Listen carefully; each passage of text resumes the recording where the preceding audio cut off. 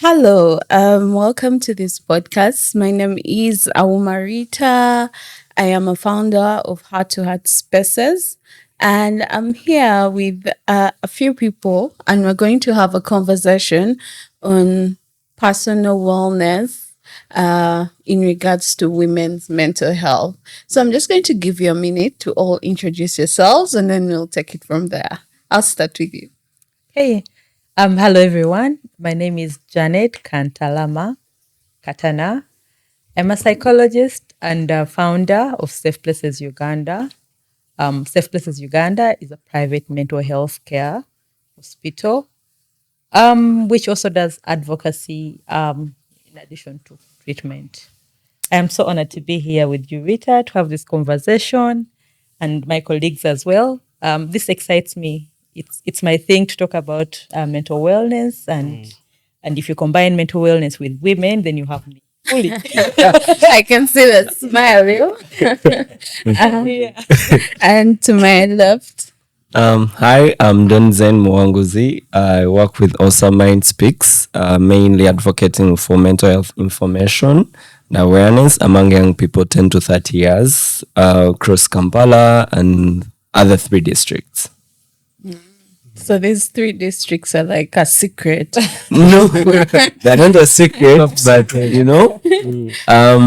I think it depends on the relevance of mentioning them. Yes. Okay. Oh, hello everyone. My name is Atkunda Hagai Katson. I work with Mindverse Uganda, and what we do at Mindverse is promote mental health in the workplaces through providing employee assistance programs that are embedded in mental health practices and knowledge. And professionally, I'm a social worker, and I'm happy to be here with people I love working with, that I work with. And on a special day of Suicide Prevention Day, I know. and also one other thing I love talking about, not in the wrong way, women. Not in a wrong way. And with time you're going to find out the way I talk about it. Okay. Why I'm passionate about that. So I feel like we can't start this podcast without the definitions. I feel like the definitions are important so that we actually know what we're talking about. So one of the definitions I like to ask people about is what mental health means to you. How does mental health look like? Yeah. Is it possible for me to be mentally healthy in this economy, in this society? For you, Janet, as a woman, and for you guys as men stand who up see for men. women, And then Who support us? stand up for women men as well. and men. Men too, Yeah. True. Okay. Mental health, as you can take it, as you know, there are very many long definitions out there. But I usually tell people that the humanness of a person, okay, the way you think, the way you feel, the way you behave, okay, what makes you a well-adjusted person, a human being, in whatever circumstances, and what makes you a person that will be able to adjust to the stresses of life every day. You know, how will you navigate your interrelations? You know, and so that the goodness and the badness of how you navigate, how you express your emotions, how you express your thoughts and your behaviors in that environment that we are saying that is ever changing is basically your Mental health. Yeah. Do you guys have anything to add on that? Maybe she's explained it fully.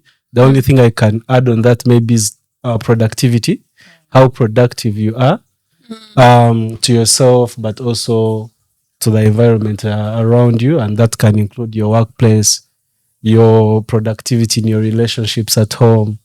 Also, all as a human being, you're holistic. There are so many aspects of your life, and like she said, how well adjusted are you in those aspects of your life? Yeah. That's really interesting. Yeah. I think I agree with everyone. I normally say it's the way I think, process things and act upon them. because again, it's also very important for us to know that the natural response to life is to feel the feelings.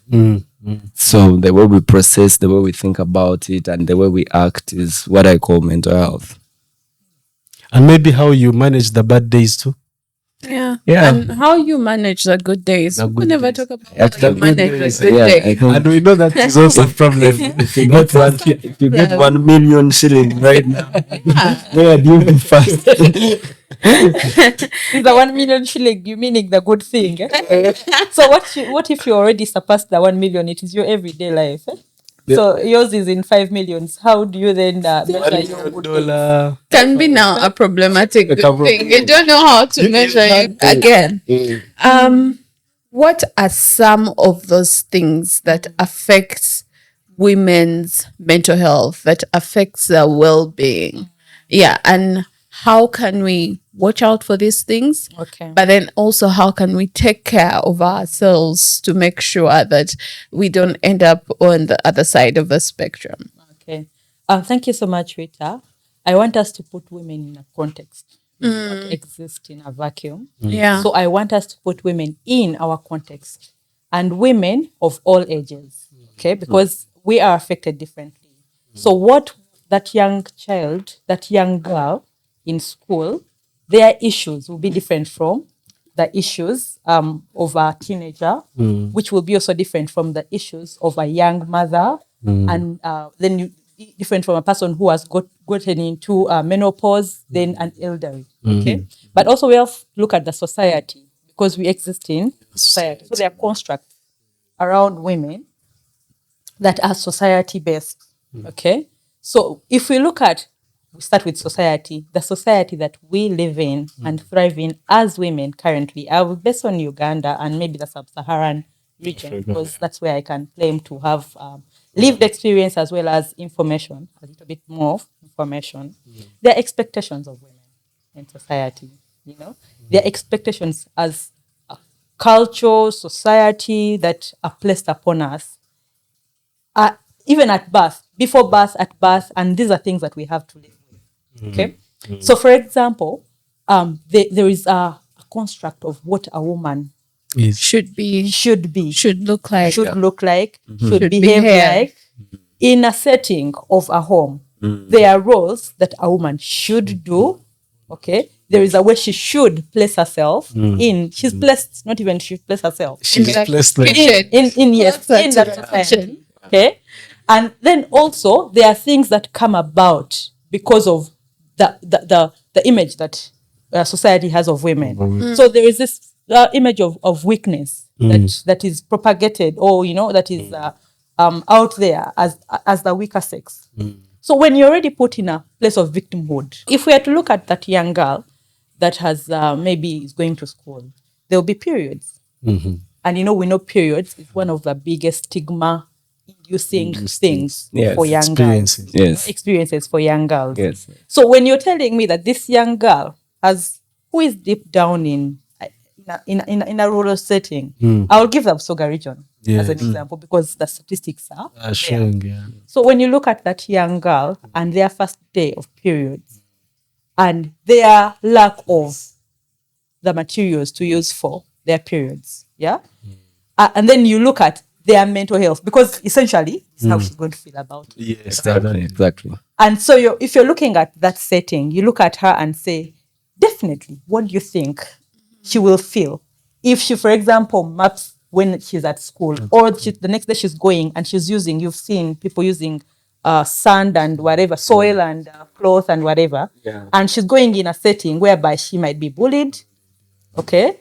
Whereby she even doesn't have anyone to talk about these things with. And now we are talking about the mental health of that child. So that is one scenario, right? Then you come and bring me, because we are society, culture, we exist in different environments. Different environments. So you also bring another 12-year-old girl who, of course, maybe their circumstances are a bit higher than Better. that girl that I've spoken about. But she's living in a society which is like a school setting whereby her worth is measured by the clothes she puts on, the family she comes from, the basically how she shows up in that very society. So there will be also segregation according to haves and have-nots. And there will be also a little bit of exposure. Do you have a phone? You know, are you on Instagram? Are you on Snapchat? Where did you go for the vacation in holidays? Where did you go for your vacation? I've been in this world, and someone will tell you that I posted a picture at 12-year-old and I didn't get any likes, and that will put them in a in a depression. depression. I agree. And it's Okay. real for them. And that will put them in a slump. So when we are looking at, there are those issues that will naturally occur to girls, but also in the different environments that the girls are existing in. Right? So if we look at teenagers, there's so much pressure for teenagers in this current setting of ours. You know, there is pressure from predators. That one goes without saying. Yeah. That we have so much sexual aggression towards young girls. And because of the exposure and the social media, there's also too much pressure for the girls to jump stages. Yeah. And so there are predisposing factors for abuse for the girls. For example, a girl having an iPhone, that one is already putting them at a risk. Now, when you look at the other girl child of the other setting, whereby this girl child will not even have sexual reproductive health information and will probably have an early pregnancy at 16. I saw recently in the news people congratulating a 16-year-old for having quadruplets Imagine. or triplets, and I was like, Quadruplets. this is sad. This should 16-year-old. not be This is a celebrated. 16-year-old who is having pods. 4 children, 4 babies who she gave birth to naturally and was national And news. now that's why they were Yeah, congratulating. and they were congratulating her for that. So if you look at that Wow. girl who is in that setting, then she said that the husband was also an underage, at least below 18, Yeah. according to that story. Now that is just one story. Now this is the everyday life Yeah. of those people. There is defilement. There is, of course, rape. There is also consented to marriage by the parents, forced marriages of Forced marriage. underage girls in poverty-stricken Areas. environments. Okay, so imagine this young girl is getting into a situation that should ideally be for an adult, and then they're struggling through that situation. And now you're talking about their mental health and wellness. You know, and we also know biologically, developmentally, They are that still person developing. is still It's a child. household of 6 Okay. children. So a child is Yeah. trying to raise Yeah, a child. Mm. You're getting it. So now, if you look at that as well, then that is also definitely I was actually telling someone that we need to start looking at the growing rate of young parents, like children who are parents, because now it's stopping to say that okay, it's a young mother, it's a young father. These are now like Parents already. parents who need parenting. yes. Yeah. And it's like so devastating to know that they have to figure out life on their own. They have to like go through like the societal norms, yeah, but also they are living to the expectations of like, you know, my father, my mother. So I think it's getting like too bad Yes. to even think about. And like I wonder how people even in these regions or in these societies celebrate success. You know, it's something also we need to like really look What into. is success to what them? what is success to them? You know? And you know, you might be successful, but as a woman in these environments, you're still brought down. Yeah. Recently, during this current weekend, a Makerere girl outed an Yeah. abuser. Thank you. When she went ahead to out an abuser and talk about her experience on Twitter, one, she was slut shamed. Two, the guy was like, "You're not the type of woman I would ideally rape." Imagine, I was The confidence to say that already. And then they went on and started to say this was happening in the Macarello fraternity. So guys go on to say these girls are ugly, no one would want them. They go to a smack group that like report these accounts because these people are against us. And I'm just seeing the environment of being bullied. Okay, now this is a totally different scenario from the other girls in the village. You have come, you've been successful, your grades are good, and now you're in a situation just because you are a woman, you can't breathe. You can't be allowed to be strong. You can't be allowed to be smart without being put down. And these things are affecting girls' mental health. The trauma from the rape, then the trauma from opening up, and then the trauma from the bullying. Like, And also the trauma of the fact that you won't get helped at all. yes. Sometimes it feels like there's nowhere to There's run nowhere to run for the girl child. for the girl child. Just for even the existence of a girl child. Right. So when I saw this story, Rita, I was on, I must confess that sometimes when I'm on the X, I feel like I want to enter, pluck some people out.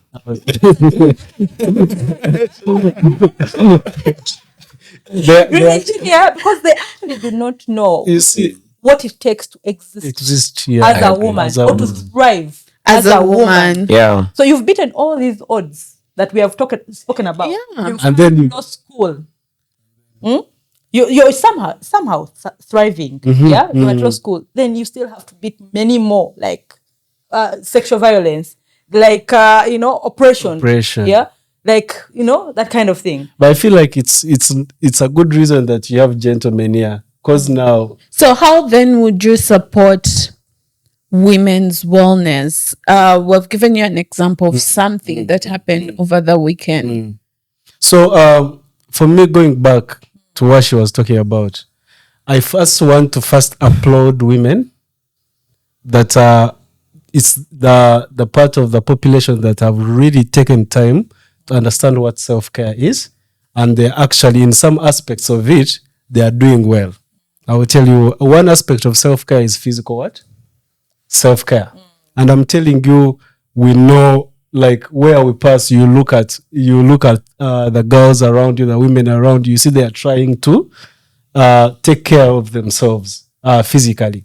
They go to the gyms, you go to the gyms around Kampala, they are working out, they are healthy and all that. Now, the other aspects of self-care, emotional self-care, social self-care, now they can only do enough, because the challenge is the experiences that deny them the ability to achieve those successes are not in their hands.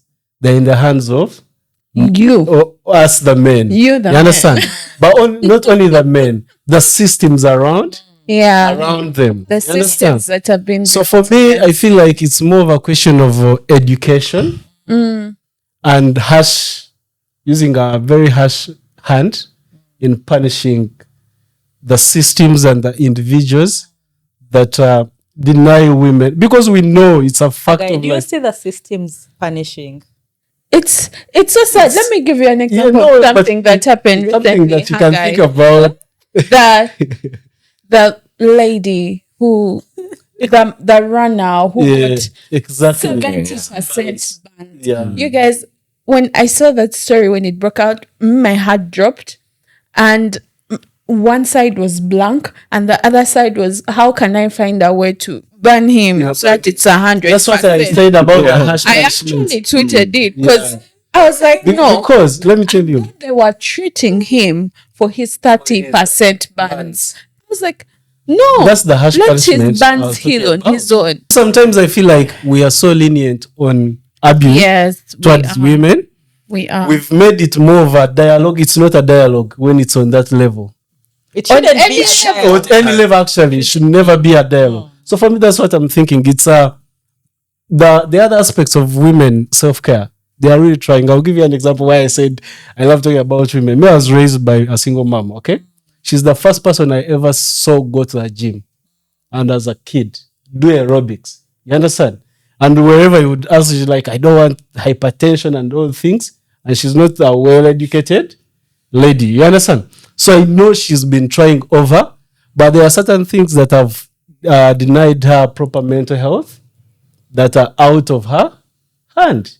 I grew up in a community that was surrounded by gender-based violence. And the way that it was manifesting, it was more of like power and control. Yeah. And, managing a family.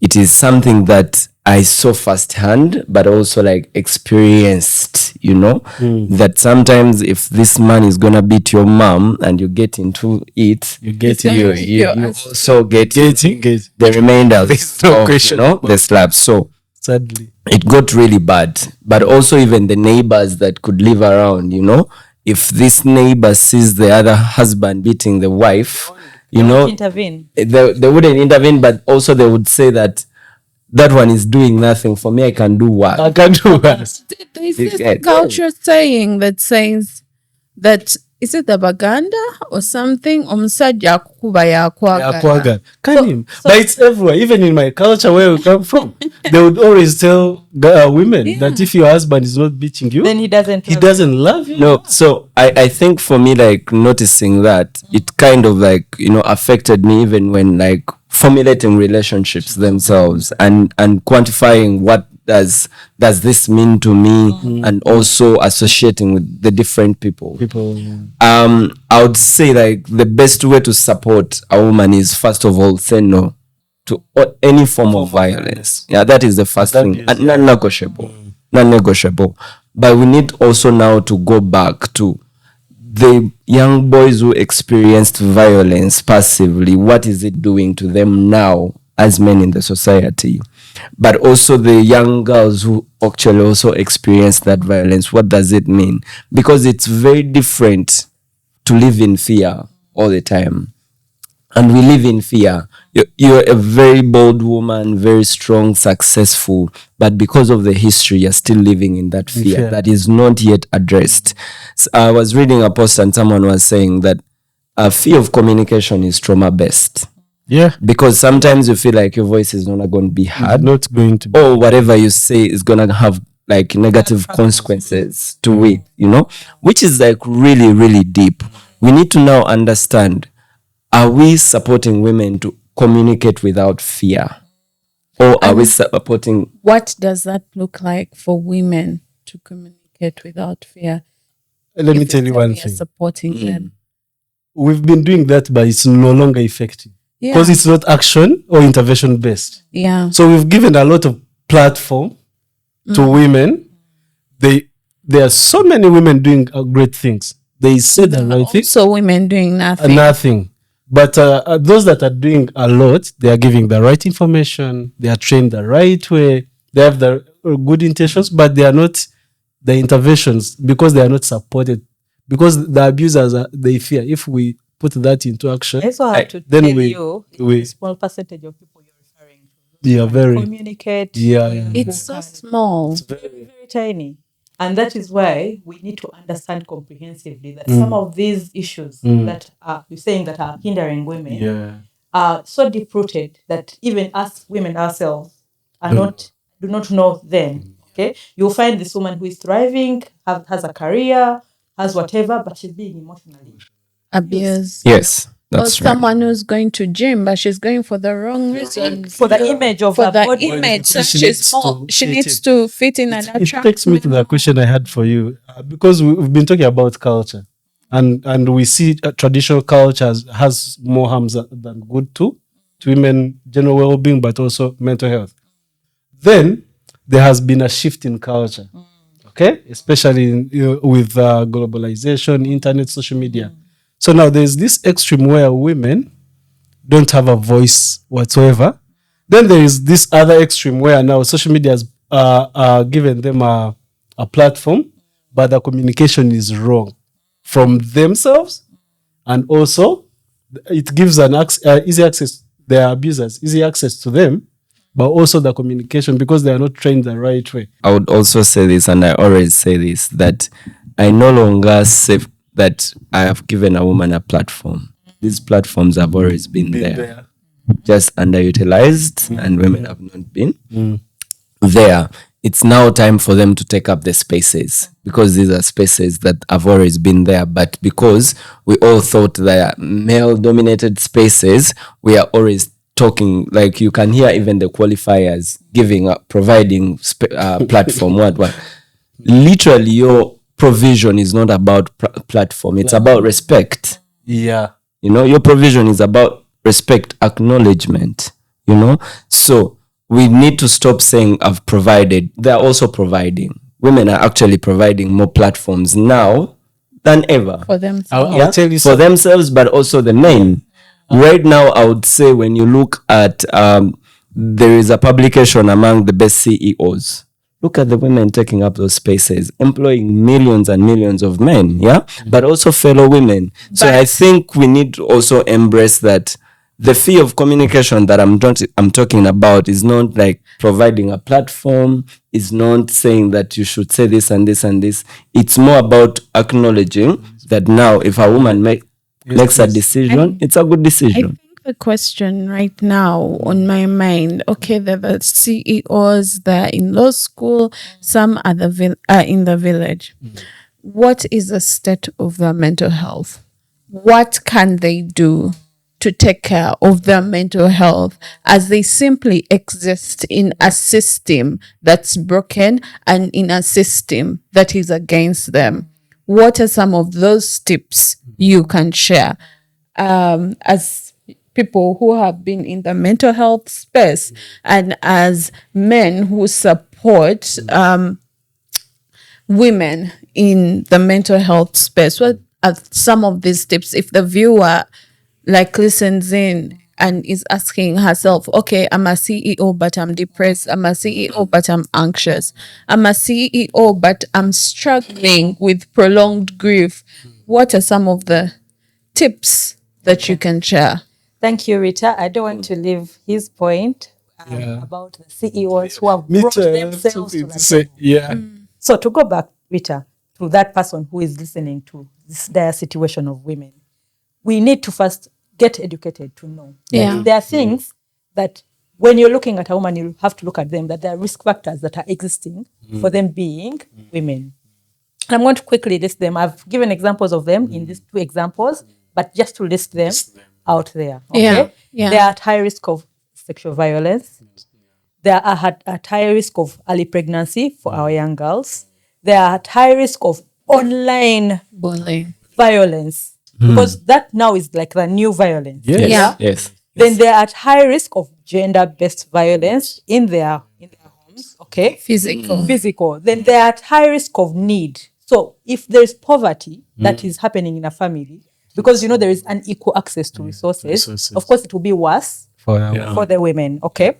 Then there are also hormonal, like natural processes women go through that predispose them to poor mental health. For example, menstruation, menopause, childbearing. Then when you are aware that those are factors that affect women by their existence, being women. Just by being born. Being in this society, in this culture. All right. Then you look at them, how does it manifest? So then you look at the figures. You will see that women have higher rates of depressive disorders. Then they have higher rates of suicide ideations and attempts. Yes. Okay, they might not. That's true. They have higher rates of that. They have perinatal, postnatal depression. And then when you look at that woman, when I say the risk factors, then you also have to look at, they might not be risk factors, but the barriers that they have to overcome to get to good mental health. That they have the primary caregivers in any society, at least in the Sub-Saharan African. And for everyone, even for the men, So if I'm giving you tips to improve your mental health, but then you have the bigger burden that you're still carrying. You have not addressed that burden, taken it off, and I'm adding you. This is what I normally get from people who come like for support. Like, you're telling me to go to gym. You're telling me to create time for myself. I have to go to work. I have to go back home and prepare for my family. Then I have to take care of the children. With the children, give them time. And then you're telling me, carve out time for yourself. And I'm also depressed and I'm fighting anxiety. On the side, like I'm being bullied at the workplace. I have to do double to prove myself. To get a promotion. At the workplace. Yeah? Anyway, so that being said, the barriers are enormous. Yes. However, it is all not gloom. No. It's all not Gloom. Gloom. Yeah. if we get this information out there, Yes. Yeah. and in context, put it in context. Because The we are- right the context. right context. From our work in workplaces, that's when I realized that this thing of women empowerment in jobs is all a myth. I will tell you. So we usually do workshops in different workplaces, and then there's this particular company we went to, and the CEO is female. So we also met, I think the ED someone over. So I was surprised, like 90% of the population in the company is female. So I was like, wow, you're doing well, equality and all that. Then he told me, you know why I hire all this? Because when you have beautiful women around, you get clients. So they are tokens. I was like, you understand? That means that they're in a worse situation than they thought. They were in. They were actually in. being objectified. They're Objectified. being objectified. And I'm being honest with you. And then Most workplaces. there's also the situation where you've been told a fellow woman is your competition. Yeah. So now it just becomes such a toxic work environment. I'm telling you. The only way I can get on top is by so stepping hard. and putting down another one. so hard. I The look at question I it. would You can have, say like, so much. question I would have in this conversation is, has there been any success? You know, Okay. because like it's also like maybe good to know to say that, okay, for this woman and this woman, what is there been any success? Use And that as a benchmark. we use that as a benchmark to also like address. Yes. So me, I'll go back to what the success is. You know, that it was working before in a certain way. We just didn't know it was working. Okay. Yeah. You know, not in a certain way, meaning in the mental health of those people. That is why you wonder that those people who were forced into marriage at an early age, who had to bear the burden and whatever, there were little pockets of happiness that they got from, for example, they had social capital.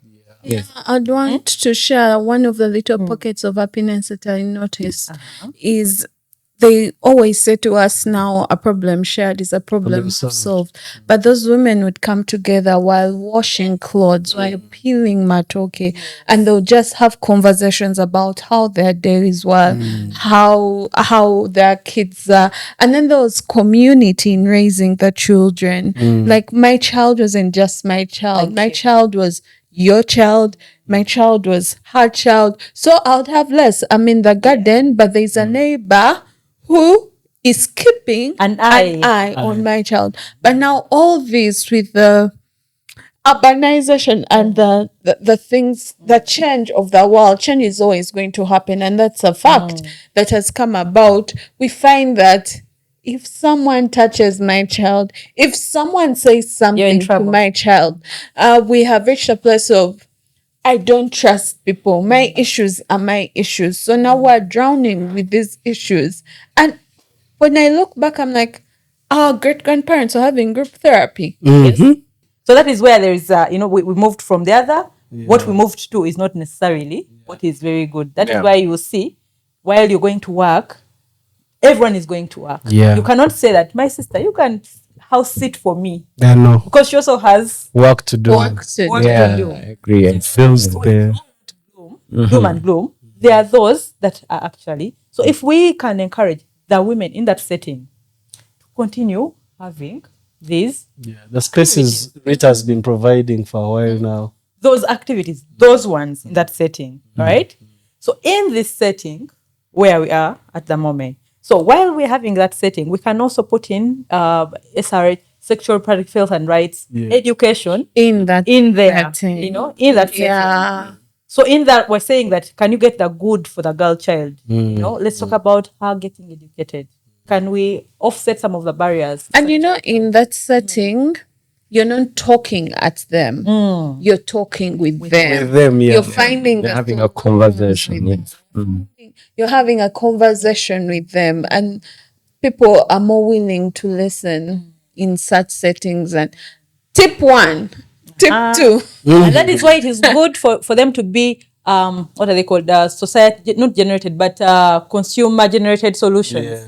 Like they should come from within. Yeah. Yeah. They're the most effective. They are most exactly. If they're coming, I'm missing the right word to use, but if they are driven by the end user End driven Like solution. human-centered. Yes, so that is that. So for that, if we can then encourage, then that means you see, yes, there will be that woman who suffers from depression deep down there, but she will also have a support system. Then if we also go and tackle the GBV, because that one is now a global, the intersectionality of that's another issue. Yes. So if there are efforts towards a reduction of gender-based violence and poverty eradication, because those are key predisposers Yes. to the poor mental health.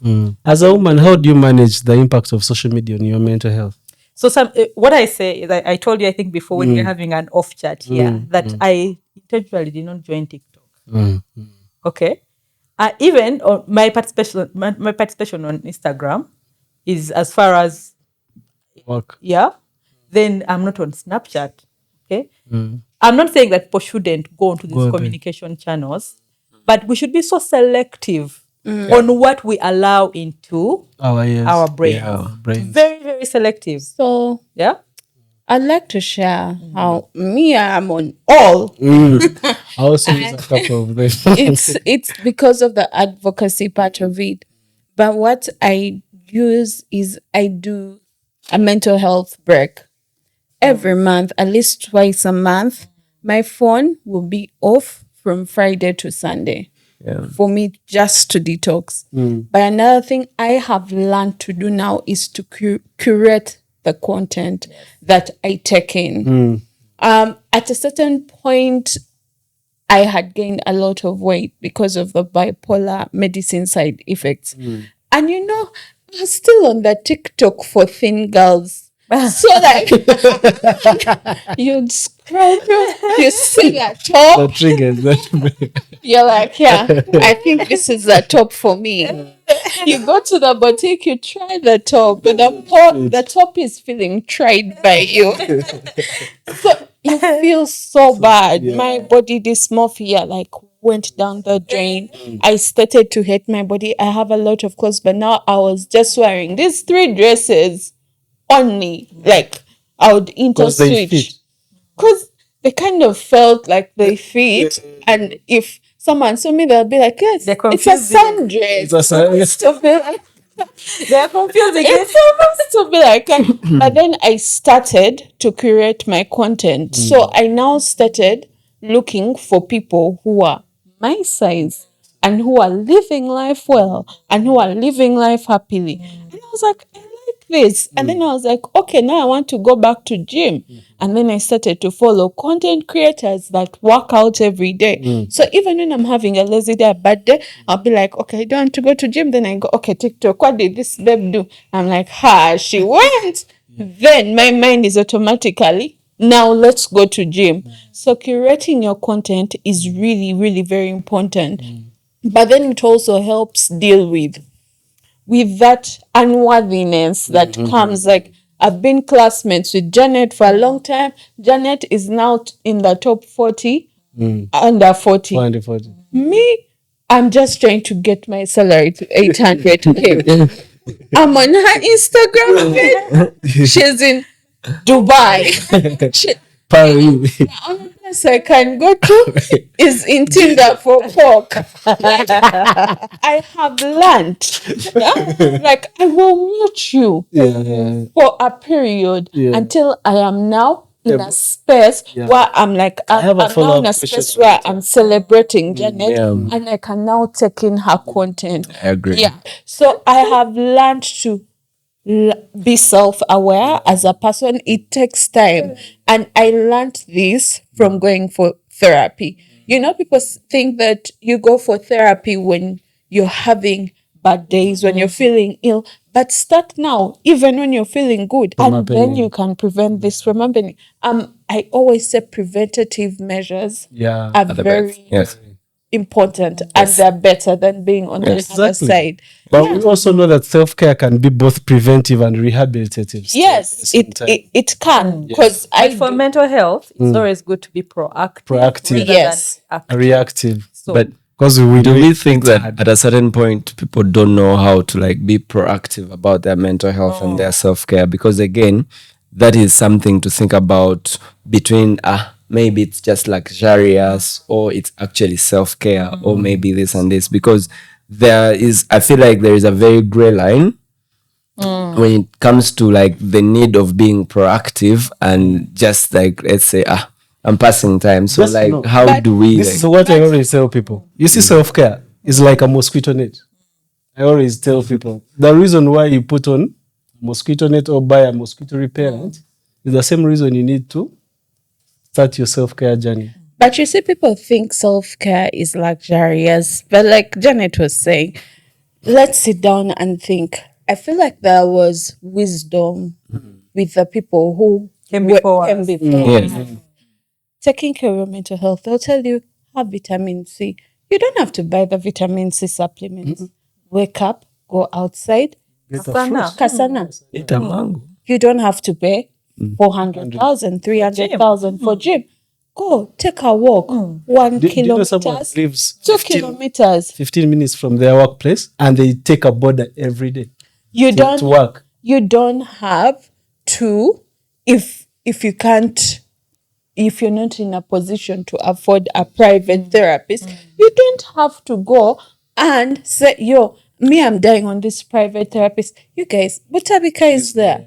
Look for the solution Look that can for fit the within your- solutions that can fit within, that won't add stress Yes, exactly. to what you're doing. You're doing. But now, let me break it down. Your salary is 500K.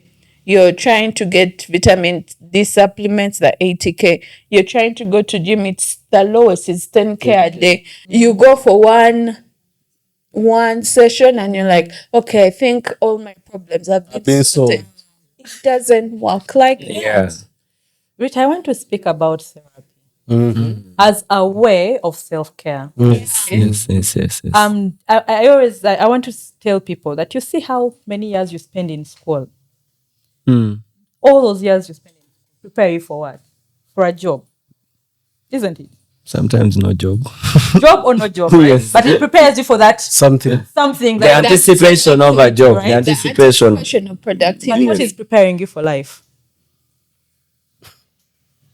Nothing. I mean, a job is part of your life, right? Yeah. Yeah. It is preparing you for life. So I want people to look at therapy as that guiding star.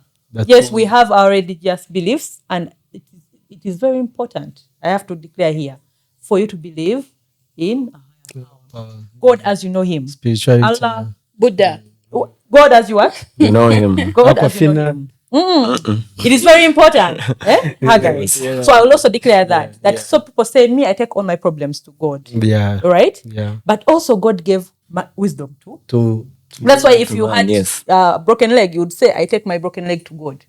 But God gave you a surgeon. Surgeon. And a doctor. And Okay. the Bible actually says, my people perish because of lack of knowledge. Yeah. Okay. So still, now we've established that we are prepared for that productivity without being prepared for life on a human basis. So I want people to look at therapy as, yes, in Africa it is coming on late. Yeah. That is when you can afford. Yeah. When you have got into problems. Yeah. Yeah. Because that is when we usually see people when they are at crossroads. Crossroads. Right? But look at other people who will have a child psychologist. Yeah. Okay. So for us here, they will say, what is the child telling a child psychologist, which they can't tell their parents? Those are different roles. Very. I agree. So therapy is preparing you For for life. life. Therapy should be at all stages of Life. your life. There should be a child who has support, knowing that a child who can express and be able to express to someone else who's not there, Yes. parent. All right? I have a sad example about that. So I go for my monthly reviews in this hospital. Let me keep No mention. Yeah. So one day I was in the line and this parents walk in with a child. The child's tongue was swollen and the child couldn't swallow. The child couldn't. It was a girl. So they took her to a local medical center. And the local medical center, instead of us having the conversation, referring her to a therapist, just gave her diazepam. So it turned out she was allergic to it. Oh my God. and that's why the tongue Was was swollen. So I go on, I'm like, no, first rush her to the ER because I'm concerned. And I've watched a lot of Grey's Anatomy. You start from the ER. yeah. So, yeah, they rush her to the ER. The Standard father is comes and says, oh, I'm so glad you just saved my child's life, blah, blah, blah, blah. And then after, I'm like, did this child tell you what was going on in school? Then he was like, yeah, she has this little book that we found after she had an attempt, but we just felt like she had Chejo. And like my heart stopped. And then I was like, would you want to see the child's psychiatrist she is in today and have this conversation with her? Because they didn't know. They simply didn't know. No, yeah. Then How they to go thought about it. they were being parents and they were taking this schedule out of this child. Yeah, so that point is very, very important. I'll tell you, Rita, that most people, that some of the traumas that people deal with later in adulthood is because of abuse, I agree. sexual abuse, Yes. Yes. which has been faced or experienced in their home setting. Yeah. And someone comes at 30 and they have never told anyone anything about this. So imagine that child at the time the person was molesting them. By the way, molestation both male and female. Yeah. Yeah. Was molesting them. They didn't fear their parents, or they had that one person they thought they would trust to give them solutions beyond their parents. Could they probably have gone to that person and told them, this teacher, My dad or when my teacher whatever. comes to do coaching for me, he touches my private parts, you know? So we have to look at it in a holistic way. Yeah. Oh, that child who is being bullied at school, and maybe they've told their parents, and their parents have, we're all bullied. We all went through school. If they had that professional person who would pick apart Yeah. that bullying, do you see the damage that can be prevented? Yes. Yes. Okay. So that is one. Now, when the child gets that support, they grow up in a well-adjusted. Even the career you're preparing them for will be easier on them. Yeah. I remember I told you it's a VUCA world that is volatile, uncertain, okay, complex, and ambiguous. That is the environment We are. live in. So we're trying to prepare the person to be able to live in And that. tame it. Not tame it, but to go with it. If it is, you tame yourself, you manage tame, the yeah. VUCA world, isn't it? Yeah. So now, then that child is being prepared. The child will go become a teenager. There will be teenager-related issues. Have you prepared that child to manage therapy? Okay. Then you come to the adulthood. Okay. So for me, when I look at therapy, and I want people to look at therapy as that. Is it that you want to make a decision in life and you need an objective? Yes. Yeah. Please go. Okay. Let me tell you one Okay. one thing. So when I was at campus, I entered a social work class that I chose to do. Then, like 99% of the people that were there because they failed pre-entry for law. Oh. Yeah, there are like so many people that didn't want to be, but it's what the university Yeah. provided. So you can imagine me, I was lucky because I had some career guidance from a psychologist when I was in high school. And then they helped me. So people think that therapy is when you're dealing with mental illnesses and all that. It's just guidance through life. It Yes. can be career guidance, it can be any form of, even when you're resettling from Prepare you for life. it prepares you for life. Yeah. So I want to wind up Yeah, this the conversation. It's been like amazing. We have learned a lot from each other. And I want to give a minute to each one of you to say your closing remarks in regards to women's wellness and personal care when it comes to mental health. But before you do that, as you guys were talking, I was so glad that Ford has come up with this initiative of creating a center where young women and young girls can go to get skilling for life. There will be wellness sessions in the center. There will be places where women can go to rest, rejuvenate themselves with like-minded women. Like sometimes you just need that safe space with someone who is on the same journey with you, as opposed to just being put out there. So I'm so grateful for the Imara Center, and I'm so excited for it. So we have its festival on the 12th of October, the National Day of the Girl Child. It will be at Katikati. Yes. So please come through. Please come through. Let's fundraise and give towards the building of this center. Yeah. So, Janet. Maybe today we should first give the men. So Yeah. let us space. Yeah. Advise us on. Yeah. So, what would My closing remarks. First of all, I'm happy that I was invited for this conversation. Thank you, Rita, and to the organizers. And I will say this: the well-being of we know that strong women build strong societies. So the welfare of a society depends on how healthy or supported women. That's why I'm here, because I feel like as men who are the primary abusers and deniers of women's rights, it's the onus is on us to drive the conversations, but also the solutions to these challenges, and support our women at all levels to, first of all, your women? our The hour. our mothers and sisters and friends and all that, support them so that they attain the rightful tools, the effective tools and information to, first of all, start and take on their self-care journeys, because when they do that, then they will be able to look after themselves, but most importantly, look after society, because they are the primary caregivers. I think I like to say that as a young man, I feel happy to be learning every day, especially from women, from all backgrounds. I think there is a lot of learning that we need to do, and we need to acknowledge and accept that. And also say that by embracing like self-care, women become unstoppable. They challenge societal norms, they create a just and equitable world. So I think it's something that we really need to invest in.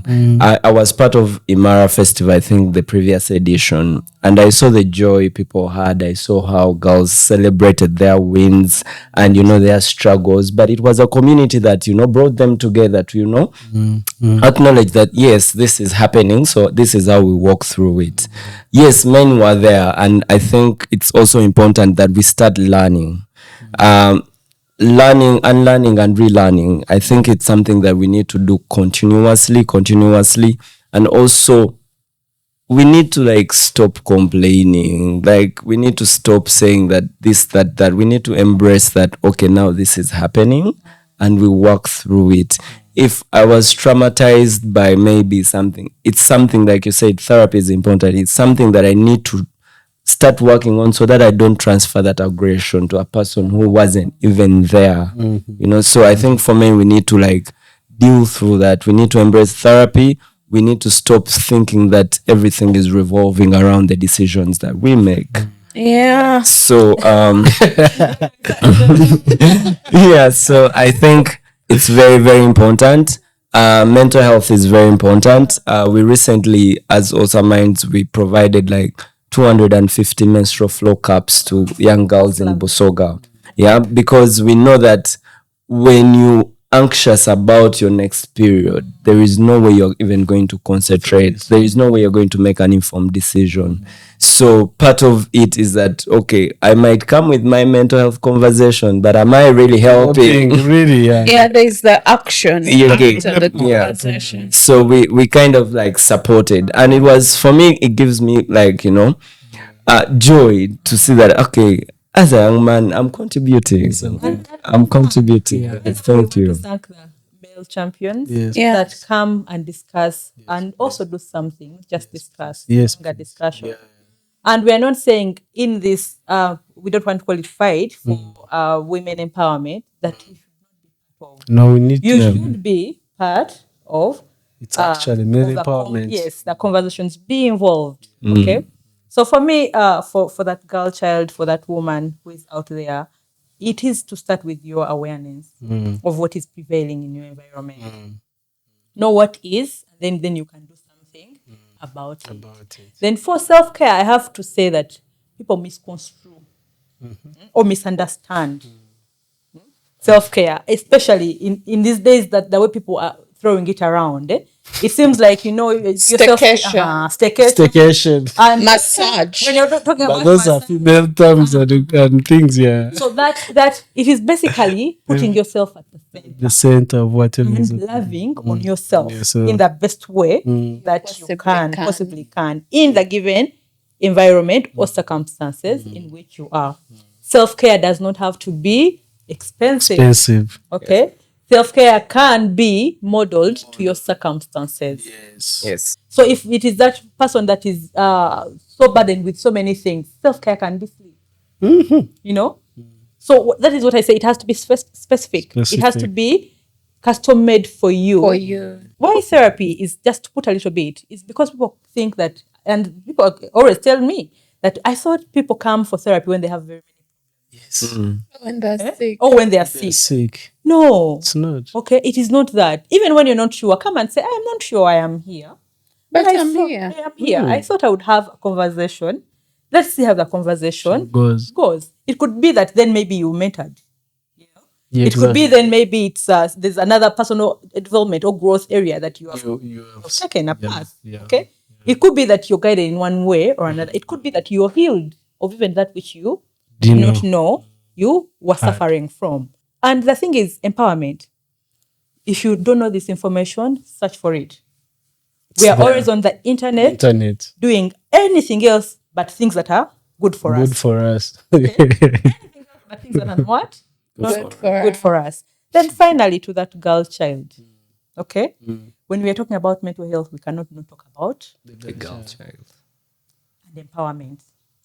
Empower yourself financially, empower yourself physically, empower yourself emotionally, empower yourself Also spiritually, like spiritually. Yeah. I entirely agree. And I always want to emphasize that because people say that when you come therapy, is it not a religion? No, isn't. We can get into that conversation at another time. Yeah. But empower yourself as that girl child. Yes, holy. Holistically empower yourself. Because yes, the hindrances are there. Yes, the barriers are numerous. Okay? But then if you come into the space as a victim, then you will truly be A victim. a victim. And I wish mental health and wellness on anyone. So, guys, thank you so much for coming. I have totally enjoyed this conversation. Great conversation. I just feel like I should host another conversation. I bring you guys on board because there are a lot of things to debunk that couldn't just be done in one episode. Yeah, but thank you guys for coming. Again, I would like to re-echo the Imara Festival is happening on the 12th of October.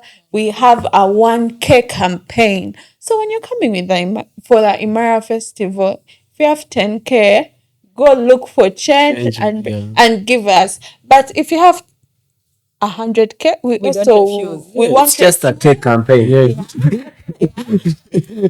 But if $100 made out of so many cases. Yeah, it's a cake campaign. want to make this center a reality. We want you guys to come on board and imagine with us.